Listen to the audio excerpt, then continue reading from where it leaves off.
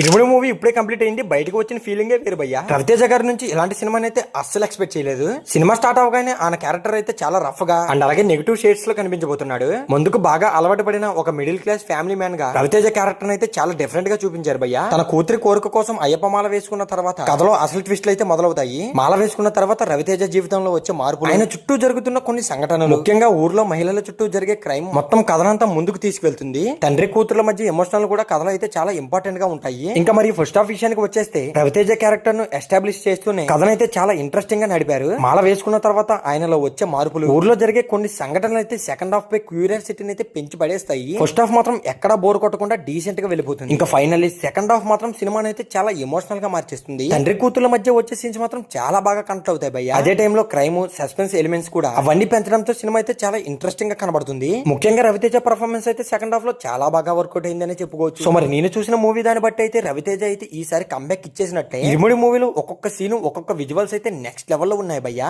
ఈ movie director అనేటువంటి శివ గారు అసలు ఏమనుకుని తీసారో గానీ అయ్యప్ప సాంగ్స్ కూడా చాలా బాగున్నాయి. ముఖ్యంగా ప్రతి సీన్ కి వచ్చే బీజిఎంస్ అయితే నెక్స్ట్ లెవెల్ లో ఉన్నాయి అని చెప్పుకోవచ్చు. మొత్తంగా చెప్పుకోవాలంటే రవితేజ గారి ఇరుముడి మూవీ రెగ్యులర్ మాస్ మూవీస్ అయితే అస్సలు కాదు. కొత్త లుక్, కొత్త క్యారెక్టర్, ఫ్యామిలీ ఎమోషన్స్, సస్పెన్స్ కలిసి చేసిన డిఫరెంట్ అటెంప్ట్ అనే చెప్పుకోవచ్చు. కొన్ని చోట్ల మాత్రం స్లో అనిపించినా సరే తండ్రి కూతురుల ఎమోషన్ అండ్ అలాగే రవితేజ పర్ఫార్మెన్స్ అయితే సినిమాకు మెయిన్ హైలైట్స్ గా అనిపిస్తాయి. రవితేజ ఫ్యాన్స్ కి అండ్ అలాగే ఫ్యామిలీ ఆడియన్స్ అయితే ఈ సినిమా కనెక్ట్ అయ్యే ఛాన్స్ అయితే చాలా గట్టిగా ఉంది. సో మరి ఈ మూవీకి నేనైతే 5 కి 4.5 స్టార్స్ ఇస్తా. సో మరి ఒకవేళ మీరు ఈ మూవీ చూస్తుంటే ఎలా ఉందో కామెంట్ చేయండి గైస్.